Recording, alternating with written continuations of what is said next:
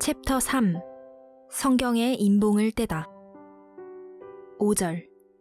예수님의 영부활과 재림부활. 제1편. 성경을 읽으며 예수님의 영체 부활을 확인하다. 지금부터는 이듬해 봄에 내가 다시 입산하여 깨달은 부활에 대해 구체적인 글을 쓰려 한다. 살을 애는 그 혹독한 추위의 겨울도 서서히 사라지고 성령의 훈훈한 바람이 불듯 봄바람이 남에서 불어오는 계절이 오고 있었다. 하나님이 주신 계절을 탓할 수는 없지만 겨울은 싫다는 말이 나에게는 절절했다. 그리고 성경을 읽으면서 하나님의 글을 인간이 알고 깨닫는다는 것이 그 얼마나 어려운가 절실히 느꼈다. 마치 겨울철 눈 위에서 꽃을 찾는 것 같이 어려웠다. 성경은 어느 시대 누가 보아도 헷갈릴 수밖에 없게 써져 있다. 한 가지만 말했으면 읽고서 헷갈릴 리 만무하나 부활에 대해 말한 것을 보더라도 두 가지 사실이 똑똑히 나온다. 보다 구체적으로 깨닫고 이론에 모순이 없도록 깨닫기 위해 노트에다 성서의 구절을 적어가면서 학자같이 연구를 하기도 했다. 봄날 굴에서 나와 굴 앞에 엎드려 해를 등불로 삼고 성경을 읽어 내려갔다. 마태복음 28장을 1절부터 상고했다. 예수님이 십자가 위에서 죽고 장사 지낸 후에 막달라 마리아와 다른 마리아가 예수님의 무덤에 갔을 때 천사를 만났는데 천사가 말하기를 너희가 예수님을 찾는 줄을 내가 아노라. 그가 여기 계시지 않고 살아나 갈릴리로 가셨다 했다. 여기는 누웠다 나간 곳이라고 했다. 그래서 그 여자들이 빨리 갈릴리로 가려고 하는데 예수님이 나타나 너희에게 평안이 있을지어다. 무서워하지 말라. 나는 지금 갈릴리로 가는 중이니 모두 그리로 오라고 전하라. 말씀하시고 사라지셨다. 이를 본 사람들은 예수님이 살아났다고 했다.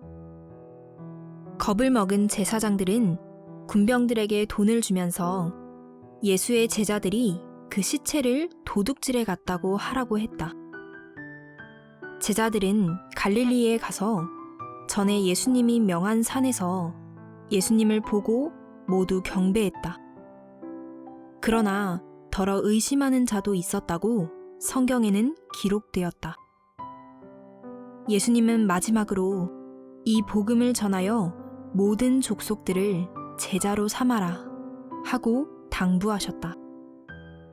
또 누가복음 24장 13절에서 43절까지 말씀을 보면 청년 둘이 예수님에 관한 일을 이야기하면서 엠마오라는 마을로 가는 길을 걷고 있었다.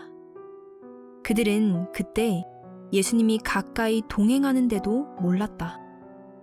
눈이 가리어져서 몰랐다고 했다. 예수님이 그들에게 너희들이 주고받는 이야기가 무엇이냐 물으니 두 사람 중 한 사람인 글로바라 하는 자가 슬픈 기색을 띠고 하는 말이 당신은 예루살렘에 우거하면서 그일에 거기서 된 일도 모르느냐 했다. 아니 무슨 일이냐 하니 나사렛 예수의 일이니 그는 하나님과 모든 백성 앞에서 말과 일에 능하신 선지자이거늘 우리 제사장들과 관원들이 사형 판결에 넘겨 십자가에 못 박았느니라. 우리는 그 사람이 이스라엘을 구속할 자라고 바랐노라. 이 일이 된 지가 사흘째라 했다. 그리고 여자들이 무덤에 갔을 때 시체는 못 보고 그가 살아났다는 이야기를 천사들에게서 들었노라고 했다. 이 말을 듣고 예수님은 미련하고 선지자들의 말을 마음에 더디 믿는 자들아, 그리스도가 고난을 받고 자기 영광에 들어가야 할 것이 아니냐 하면서 모세와 모든 선지자들의 글을 자세히 설명해 주셨다. 이에 그들이 가려는 마을에 가까이 가서 날이 저물매 그들이 예수님께 집에 들어가기를 간구하였더니 예수님은 그들과 함께 유하러 들어가셔서 떡을 가지고 축사하신 후 떼서 주시매 그들의 눈이 밝아져 그인 줄 알아보더니 예수는 그들에게 보이지 않았다고 했다. 여기에서는 예수님의 육신이 아니고 영으로 활동함이 나타나 있다. 살아계실 때 내가 너희보다 빨리 갈릴리로 간다 하셨는데 예루살렘에서 출발하여 북쪽 갈릴리와는 방향이 다른 엠마오에 가서 잠깐 나타나신 것을 보면 영으로 가셨음을 더욱 알 수 있다. 그 일이 있은 후에 엠마오로 가던 그 사람들이 예루살렘에 돌아가 보니 11사도와 그와 함께한 자들이 모여서 말하기를 예수님이 살아나셨고 시몬에게 나타나셨다 하였다. 그 사람들도 엠마오로 가는 길에서 자기들에게 나타나셨던 예수님의 이야기를 하였다. 그래서 더욱 기쁨의 화제거리가 되었다. 이때 예수님이 거기 모인 무리들 가운데 나타나시어 너희에게 평강이 있을지어다 말씀하셨다. 그때 그들이 놀라 무서워하고 보이는 것을 영으로 생각했다. 예수님은 왜 의심하느냐? 왜 나를 가장한 귀신이나 사탄으로 보느냐? 나 예수가 틀림없다. 의심하지 말라. 손과 발을 보고 나인 줄 알라 하셨다. 제자들이 예수님을 보고 가장한 귀신이나 사탄의 영인 줄 알았을 때 예수님은 정말로 예수 자신이 나타났다고 말한 것이다. 여기서도 영으로 나타나신 것임을 알 수 있다. 예수님께서 또 말씀하시기를 영은 살과 뼈가 없다고 하셨다. 이 말씀을 이해하려면 영에 대해 배워야 한다. 영도 차원대로 급이 있다. 단계별로 영형체급, 생명체급, 생명체급이 있다. 구약의 영들이 메시아를 못 만난 영형체급이라면 예수님을 맡고 믿은 신약의 산 영은 생명체급이고 성약시대가 오면 생명체급에 속한 완성된 영이 된다. 시대가 발달함에 따라 문화권 형성이 달라지듯이 하늘에 속한 영의 형체도 시대에 따라 하늘과 땅 차이다. 예수님은 부활된 영으로서 귀신이나 구원받지 못한 다른 영들과는 다르다. 귀신이나 마귀의 영은 뼈와 살이 없는 그림자 같은 존재의 영들이다. 하지만 예수님은 그들이 생각하는 그런 영이 아니라고 말씀하신 것이다. 적어도 영계를 체험하거나 배우게 되면 이 사실을 알 수가 있다. 하늘나라 천인, 천사들은 어떤 그림자 같은 존재의 영들이 아님을 알아야 되겠다. 그런 영체들이라면 얼마나 무섭고 이상하겠는가.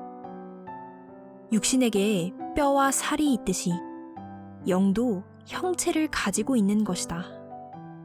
그러나 영체의 뼈와 살은 육신의 그 뼈도 아니고 그 살도 아니다.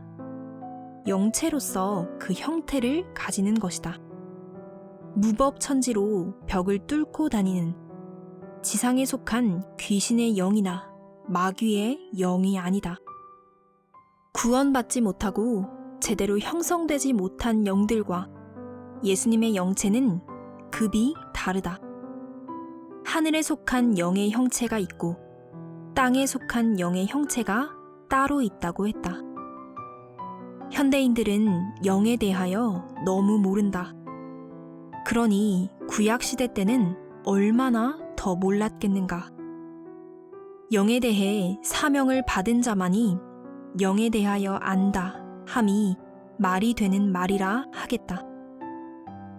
유령이 아니고 귀신이 아니고 마귀 영이 아닌 예수님같이 사망권에 속하지 않고 생명권에 속한 영은 인간의 형체를 가지고 있다. 만지면 만져지고 껴안으면 안아진다. 하늘나라에는 그런 영들이 존재하고 있다. 그러하기에 하늘나라 예루살렘 성에는 12진주문이 있어 그 문들을 거쳐 들어가게 되어 있다.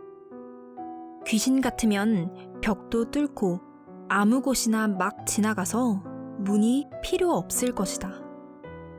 하나님은 생명체급의 영으로서 사람 같은 뼈와 살은 아닐지라도 영체로서의 살과 뼈를 가진 완전한 존재자임을 알아야 되겠다. 어떤 이는 하나님은 빛이라 하고 또 어떤 이는 하나님은 에너지라 한다. 창세기에서 하나님은 자기 형상과 모양 그대로 사람을 만들었다고 하셨다. 급이 다를 뿐이지 생김새와 기본 구조는 인간이 하나님을 닮았음을 분명히 말했다. 물은 액체로서 손으로 쥐면 안 쥐어지나 꽁꽁 얼리면 얼음이 되어 손으로 쥘 수가 있다. 이와 같이 영들도 시대성을 띠고 변화된다. 구약, 신약, 성약의 역사를 따라 소생급 영, 장성급 영, 완성급 영으로 성장되고 확실히 구분된다. 예수님은 자신이 완전한 영체로 부활한 것을 아직도 믿지 못하는 그들에게 더 말씀하시며 성경의 예언을 깨닫게 하셨고 베다니 앞까지 나가서 손을 들어 축도하고 그들을 떠나 하늘로 올라가셨다고 했다. 성경만 봐서는 하늘에 사는 독수리가 땅에 잠깐 앉았다 날아가 버리는 것 같이 써져 있다.